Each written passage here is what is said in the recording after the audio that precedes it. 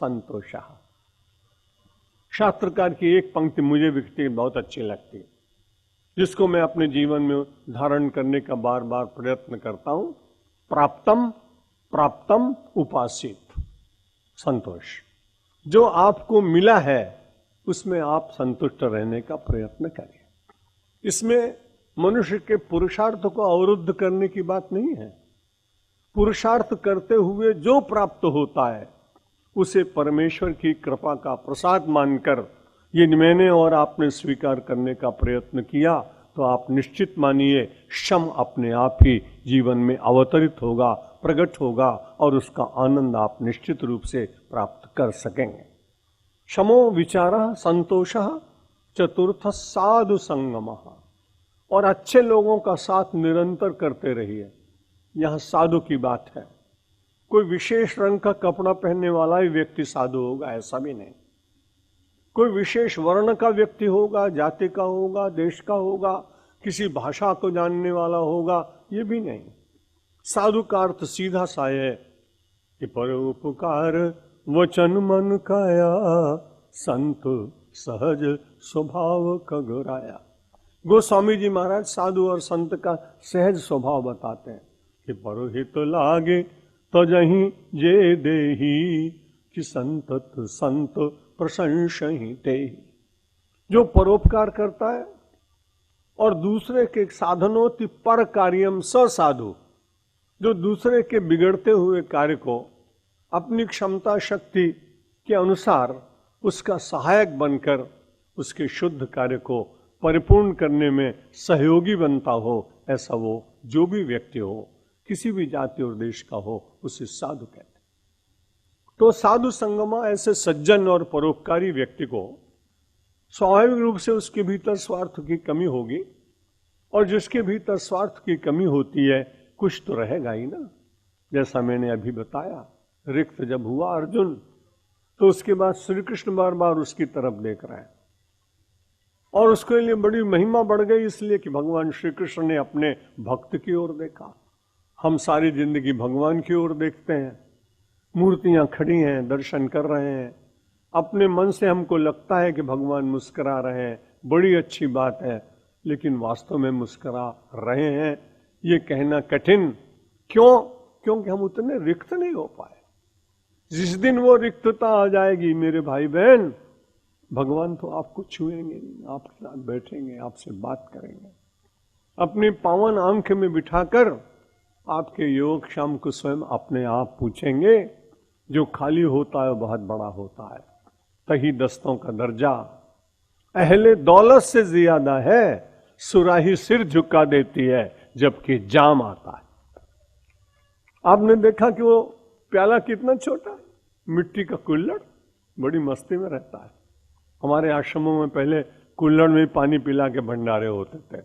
अब समय बदलता रहा तो हम लोगों को भी थोड़ा परिवर्तन करना पड़ रहा है, लेकिन जब जब मैं कभी कुल्हड़ को देखता हूं मुझे बड़ा अच्छा लगता है, वो साधु जैसा लगता है। क्योंकि उसने तो अपने को पहले कुम्हार के पैरों से रौंदवाया है, फिर उसने पानी के भीतर करके अपने को गलाया है, फिर उसको एक दंड के ऊपर घुमाते घुमाते जो आकृति दी गई वो उसमें प्रसन्न है, और उसके बाद फिर धूप में सुखा दिया गया, फिर अग्नि में तपा दिया गया।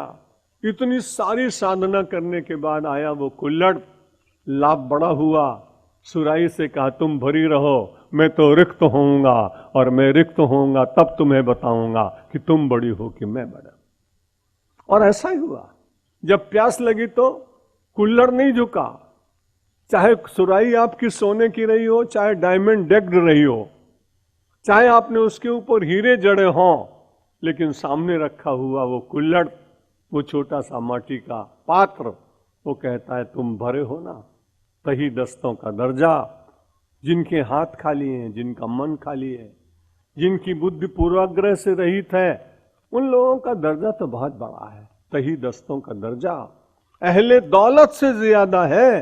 अरे सुराही सिर झुका देती है जबकि जाम आता है। साधु संगम करते करते मेरा और आपका अहंकार दूर होगा। जब मैं भी प्रवचन करता हूं कभी नहीं कहता हूं कि आपका होगा, मैं हर रोज बोलता हूं कि मेरा भी दूर होगा, आपका भी दूर होगा। यदि ऐसा मानकर कोई कहेगा कि मैं श्रेष्ठ हूं, तो उसे अपनी श्रेष्ठता को बार बार स्थापित करने का मन होगा। इसलिए हम आप जैसे एक जैसे, इतनी जरूर सुविधा हो सकती है कि मैं फर्स्ट क्लास एसी में बैठकर चल रहा होऊंगा, आप साधारण स्लीपर में होंगे, लेकिन जब बंबई सेंट्रल पर उतरेंगे तब मैं आपसे पूछूंगा आप भी इसमें आए? हाँ मैं भी इसमें आया, बड़े अच्छे हो, मैं जरा सुविधा से आ गया, तुम कठिनाई से आए, लेकिन डेस्टिनेशन पर साथ साथ पहुंचे। हम और आप पथिक हैं उस आध्यात्मिक यात्रा के, जिसे परमात्मा के टर्मिनल तक पहुंचना, और इसी के लिए मानव तन मिला हुआ है। भगवान ने कल कहा, देखो मैं तुम्हें कह रहा हूं, इदम तुते गुह्यतमम। नहीं, कल भगवान ने फिर से दोहराएंगे, बहुत टाइम चला जाएगा। राजविद्या राजगुह्यम पवित्रमिदमुत्तमम प्रत्यक्षा भगमम धर्मम सुसुखम कर्तुमव्ययम। अगर कोई साधना में परिश्रम करना पड़े तो व्यायाम हो जाएगा, बुरा मत मानिए। व्यायाम में आदमी थक जाता है, साधना में अगर थक जाए तो व्यायाम हो गया ना। इसलिए साधना को साधना रहने के लिए, बनाए रखने के लिए, हमारे योग का तो खूब क्लास चलाते हैं दिव्य जीवन संघ में। एक छोटा सा मैंने सुना किसी योगी के मुख से, सुसुखम आसनम सुखम आसनम। आसन पद्मासन लगाओ जरूरी है, आप सिद्धासन पर बैठे अच्छी बात है, वीरासन पर बैठे अच्छी बात है, वो सब योग दर्शन वाले जाने, बड़े पूज्य हैं सब हमारे। लेकिन एक सूत्र ये भी आता है कि अगर आप कुर्सी पर बैठ गए, आपके पैर में आर्थराइटिस है, आप बैठ नहीं पाए, तो जो सिद्धासन पर बैठने वाला होगा वो भगवान को जल्दी मिलेगा, और कुर्सी पर बैठने वाले को भगवान नहीं मिलेंगे, तब तो बड़ी मुश्किल हो जाएगी। कुर्सियों का तो झगड़ा इस देश में, फिर तो भगवान मिलेंगे कि नहीं मिलेंगे भगवान जाने। इसलिए भगवान ऐसा विचार नहीं करता कि आप कहां बैठे हैं, आपको होना चाहिए कि आपका देहाध्यास धीरे धीरे टूटे। आसन में बार बार यदि आपको कहीं कष्ट शरीर में हो रहा है और वहीं जाकर के आपका मन लगता है, तो कठिनाई होगी। मैं सब संतों के दर्शन करने जाता हूं। एक बार बहुत सारे जैन मुनि तरुण थे, उनमें कई, और वो लोग कई दिन का उपवास कर रहे थे। मुझे दर्शन करने की बड़ी इच्छा हुई कि महात्मा है, मैं संप्रदाय भेद में मानता नहीं हूं। मैं वहां गया और सबसे एक एक मिला। जब उनके भक्त लोग बैठे थे तब तो मुझसे कुछ बोले नहीं, जब चले गए तो मैंने एक दो से पूछा, तो हर एक ने कहा कि पगमा दुखे छे, गड़ू दुखे छे, तरस बहु लागी छे, वे 3 दिवस बाकी छे। तो मैंने कहा, इस पूरी तपस्या में आपको भूख, आपको देह, आपको कंठ, आपको उदर, ये पीड़ा ही पीड़ा जब दिखाई पड़ रही हो, तो पीड़ा के बाद में तो बड़ा कष्ट है। तपस्या करने वाला तो कभी विचार ही नहीं करता कि कहां क्या हो रहा है। धीरे धीरे उसको देह की विस्मृति हो, तब तपश्चर्या की सिद्धि है। तपश्चर्या में देह ही बार बार यदि आए तो देही का स्मरण कैसे होगा? देही का मतलब आत्मा, आत्मा का दर्शन कैसे होगा? इसलिए भगवान ने कहा कि जो मैं तुम्हें साधना बता रहा हूं वो प्रत्यक्ष फल देने वाली है और सुसुखम, और उसमें कोई प्रयास नहीं करना पड़ेगा। यदि प्रयास करते हैं तो उसमें निश्चित रूप से वह धीरे धीरे एक प्रकार का बंधन ही बन जाएगा। इसलिए साधना धीरे धीरे अनायास होने लगे। परमात्मा ने बड़ी कृपा की हम लोगों के ऊपर। देखें तो सही कि जब हमारे प्राण चलते हैं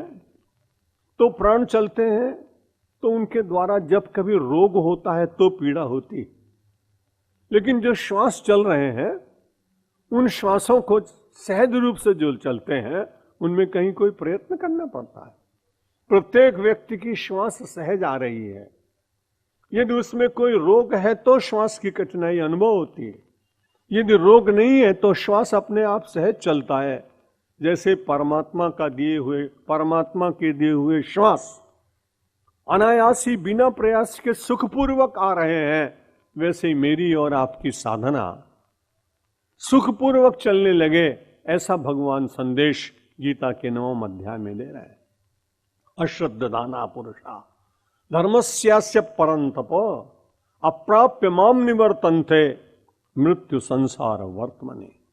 अग्रिम श्लोक में भगवान कह रहे हैं अश्रद्धाना पुरुषा, जिसके पास श्रद्धा नहीं है उस संसार में उसे बार बार आना पड़ेगा। इसलिए सबसे पहले एक शर्त है आध्यात्मिक। विज्ञान में आप प्रत्यक्ष मानते हैं, अच्छी बात, लेकिन अध्यात्म और धर्म में एक कठिनाई है, क्योंकि आपको पहले श्रद्धा रखनी पड़ेगी। जैसे जैसे श्रद्धा होगी वैसे वैसे आप अनुभूति के राज्य में उतरेंगे। जे श्रद्धा संबल रहित नहीं संतन कर साथ, तिनका मानस अगम अति जिनहि न प्रिय रघुनाथ। गोस्वामी तुलसीदास जी महाराज अपने रामचरितमानस में श्रद्धा की महिमा बढ़, जे श्रद्धा संबल रहित। आप सब गुजराती भाई बहन बहुत अच्छे हैं। मैं इंग्लैंड जाता हूं तो लंदन से लेस्टर 120 किलोमीटर। जब जाते हैं तो हम जिस परिवार में ठहरते हैं वो लोग बूथ में फरसाण रख देते हैं, कोका कोला रख देते हैं, चाय रख देते हैं, कॉफी रख देते हैं। मैंने कहा 120 किलोमीटर है और यहाँ 120 किलोमीटर की चाल से कम चलते हैं नेशनल हाईवे के ऊपर M1 पर, 50 मिनट में तो पहुंच जाएंगे। लेकिन वो लोग मानते नहीं हैं, बड़े अच्छे लोग। हम उसका उपयोग नहीं कर पाते, मेरे साथ के लोग कभी कर लेते हैं। तो मैंने कहा जब 120 किलोमीटर जाना हो तो कुछ पाथे चाहिए ना, भातु। तो अगर पाथे चाहिए तो अध्यात्म की इतनी बड़ी यात्रा करने के लिए कुछ तो पाथे चाहिए। ये श्रद्धा भातु है, जिसके पास वो है वो बड़ा सुरक्षित, क्योंकि उसके मन में बड़ा डर रहता है मेरे पास तो है कुछ। ये श्रद्धा संबल रहित, पाथे के संबल माने मार्ग का भोजन। ये श्रद्धा संबल रहित नहीं संतन कर साथ, और जिन्होंने साधु समागम और जिन्होंने सत्संग नहीं किया, तिनका मानस आगम अति। उनको अपने मन को पढ़ना बहुत कठिन है। यहां मानस का अर्थ में ग्रंथ नहीं लगा रहा हूं। अपने मन को पढ़ सके व्यक्ति, यही तो साधना है। और जब मन को पढ़ लेता है तो उसे पता लग जाता है कि क्या दुरित है, क्या श्रेष्ठ है, क्या बंधनकारी है, क्या मुक्त देने वाला है, क्या श्रेष्ठ है, क्या अश्रेष्ठ है, कौन सा शुभ है और कौन सा अशुभ है। ऐसा चिंतन व्यक्ति के भीतर मन में ही तो उठता है। जो श्रद्धा के साथ चलते हैं, अश्रद्धाना पुरुषा धर्मस्यास्य परंतप। यहां भगवान ने अर्जुन को एक दूसरा संबोधन दिया है। कई संबोधन गीता में आएंगे, कहीं वो पार्थ कहेंगे, कहीं भरतर्षभ कहेंगे, कहीं कौंतेय कहेंगे। आज उन्होंने अपने प्रिय अर्जुन को कहा परंतप, तुमने बहुत बड़ी तपश्चर्या की है। एक व्याकरणकार दूसरा अर्थ करते परांतापयति परंतपः, जो दुष्टों को दंड देने वाला, तपा देने वाला हो वो परंतप। लेकिन परंतप का अर्थ यहां यही है कि इतनी साधना की है इसलिए तुम परंतप हो। जब तुम परंतप हो तो तुम्हारे पास तो श्रद्धा होगी होगी। लेकिन अर्जुन, ये श्रीमद् भगवद गीता केवल अर्जुन के लिए नहीं सुनाई जा रही। आप और हम जितने अर्जुन यहां बैठे हैं और जितने लोग गीता पढ़ते हैं वो सब अर्जुन के प्रतिनिधि हैं। इसलिए परमात्मा ने कहा परंतप बनने का प्रयत्न करो। जिसके पास तपश्चर्या होगी स्वाभाविक रूप से उसको अपने मन को मारना ही पड़ेगा, अपनी इच्छाओं का शमन करने का प्रयत्न करना ही पड़ेगा। इच्छाएं संसार में कभी आज तक किसी की पूरी हुई नहीं, इसलिए ऐसा मानकर चलिए कि अपने आप ही अपनी इच्छाओं पर विराम लगाने का प्रयत्न करिए। जब कभी दूसरे के द्वारा इच्छाओं का विराम देने का अवसर आता है, क्षमा करिए, तब वो विराम निश्चित रूप से दंड होता है। किसी आदमी को आपने कहीं बंद कर दिया किसी जेल में, उसको बड़ी पीड़ा होती, क्योंकि लोगों ने बंद किया, शासन ने बंद किया। लेकिन एक वही महापुरुष प्रणाम करता हूं अरविंद महर्षि जी के चरणों में। रिवोल्यूशनरी थे, क्रांतिकारी। परमात्मा उनसे काम कराना चाहता था। उनके परिवार में सभी लोग आंग्ल भक्त थे, अंग्रेजों के भक्त थे। उनके पिताजी का मन में एक स्वप्न भी था कि मेरा लड़का आईसीएस बने। अब आईएएस होते हैं, तब आईसीएस होते थे। और वो अंग्रेज का कोई बड़ा अधिकारी बन करके मैं उसे देखूं, ऐसी उनकी इच्छा थी। उनके परिवार का सर्वेंट, उनका बटलर, उनका कोचवान सब अंग्रेज थे, बड़े संपन्न करके। और वो 17 वर्ष रहे इंग्लैंड में, सब परीक्षाओं में पास हो गए। लेकिन वहां उन्होंने अपनी आंखों से भारतीयों का जो अपमान देखा था। रेस्टोरेंट में लिखा होता था, Indians and dogs are not allowed. भारतीय और कुत्ते दोनों नहीं जा सकते हैं। ये सारा कुछ देखने के बाद जो मन में पीड़ा हुई थी, तो मन में सोचते थे कि पिता का स्वप्न मुझसे पूरा होगा कि नहीं होगा। कुछ विचित्र लीला ऐसी हुई कि भारत आगमन के बाद थोड़े ही दिन बाद उनके पिता स्वर्गस्थ हो गए। अरविंद जी को साथ मिल गया उन लोगों का जो देश के लिए काम कर रहे थे। बम बनाना सीख लिया।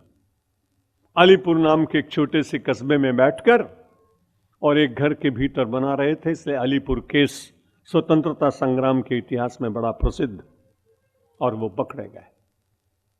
निश्चित रूप से अन्य लोगों को बहुत बड़ा दंड मिला, लेकिन इनके पिता अंग्रेजों के भक्त थे, इसलिए विचार करके उन्होंने सोचा इसको जेल में भेजना ठीक नहीं, इसको फांसी देना ठीक नहीं। इसलिए एक्साइलमेंट हुआ, देश निकाला। अब देश निकाला होने के कारण पांडुचेरी उस समय फ्रेंच रूल में था, वहां फ्रांस का शासन था। इसलिए अरविंद जी को फ्रांस भेज दिया गया। कहां व्यक्ति बनना चाहता था क्रांतिकारी, कहां परिवार के लोग चाहते थे बनाना अधिकारी। लेकिन ये सब कुछ न हो करके और उन्होंने निश्चय किया अब मैं भगवान को अर्पित होऊंगा। ये इसलिए मैं निवेदन कर रहा हूं कि जब कोई आदमी किसी को कहीं जबरदस्ती बंद करता है तब वो जेल खाना होता है।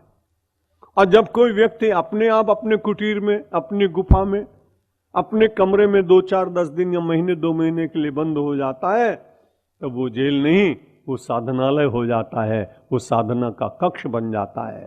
जो दूसरे के द्वारा इंपोज होता है वो होता है दंड, जो सेल्फ इंपोज्ड होता है वो होता है पेनांस, वो होती है तपश्चर्या, वो होती है साधना।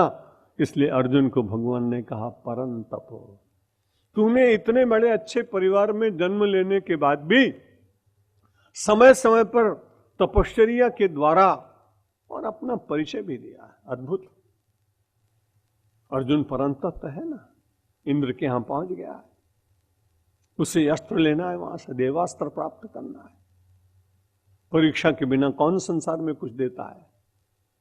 और परीक्षा के लिए उस समय उनके इंद्रलोक की सबसे श्रेष्ठ सुंदर और उर्वशी को प्रेरणा होती है, या कोई उनको कहता है कि परीक्षा लो, और वो जाते मध्यरात्रि में। अर्जुन तरुण है, बलवान है, शौर्यवान है, यशस्वी है। वो एक ऐसा प्रस्ताव रखती है कि मैं तुमको स्नेह करती हूं, मैं तुम्हारे साथ देह सुख प्राप्त करना चाहती हूं। उन्होंने कहा भारतवर्ष से आया हूं, ये बात सुनते ही मुझे बहुत कष्ट हो रहा है, पर तुम ऐसा आज क्यों करती हो?